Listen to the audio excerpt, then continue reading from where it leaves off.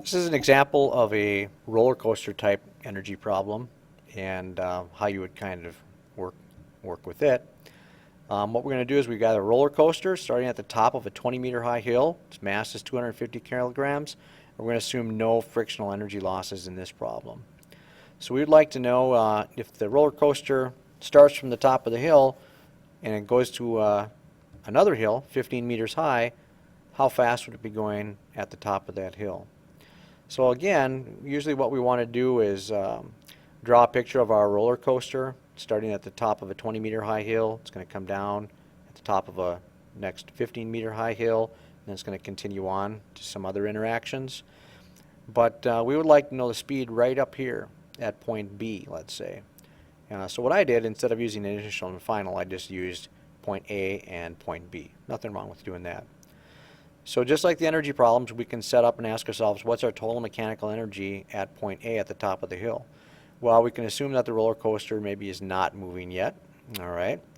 And potential energy due to gravity would be mg times our height at position A.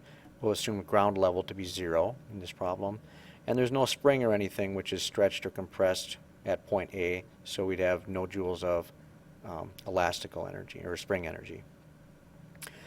At point B, we just ask ourselves the same question. What kind of energy forms would we have existing at point B when the roller coaster is up at that height? So would we have kinetic energy? Probably. Roller coaster is going to keep moving if it's going to continue over the top of the hill. Do we have any potential energy? Yes. Okay, we're back up here at some height, so there's some energy being stored, potentially, in gravity. But there's no spring again, so no elastic potential energy. So it's pretty simple at this point. We know our energy has got to be conserved in our system. So we can set our total initial mechanical energy or total mechanical energy at A equal to the total mechanical energy at point B. So solving for the velocity at B, which we're looking for algebraically, we come up with this expression. Notice that mass cancels. So in this case, we didn't even need to know the mass of the roller coaster. And then substituting in our knowns, we come up with the final velocity at point B of 10 meters per second coming across the top of that hill. All right. Let's say that sometime later, after we've passed point B, we're going to want to stop.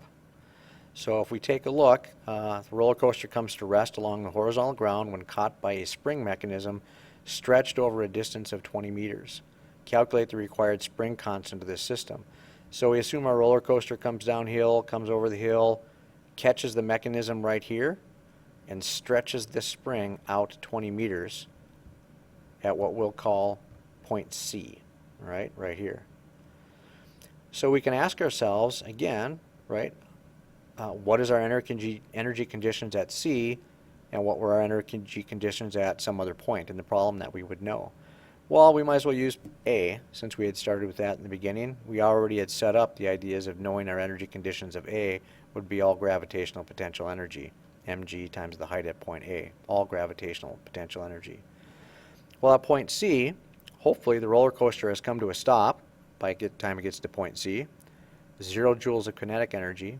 We're on the horizontal, or we're on the flat ground now, so we've lost all of our height, so we're at 0 height, so we have no gravitational potential energy left. So all of the energy has got to be in the spring, 1/2 kx squared. So taking a look at working and setting up our equations, we can just set all the initial potential energy equal to all of the final spring energy, because that's where it all had to end up. Working through the algebra, we can solve for the spring constant that would be needed. How stiff of a spring would we need to design to make this happen?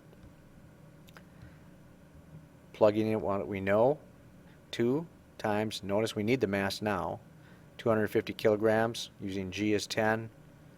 Initial height of the hill was 20 meters, and the initial, or the last stretch distance of the spring, X, was also 20 meters. So with that, we come up with a spring constant of 250 newtons per meter. Pretty strong spring.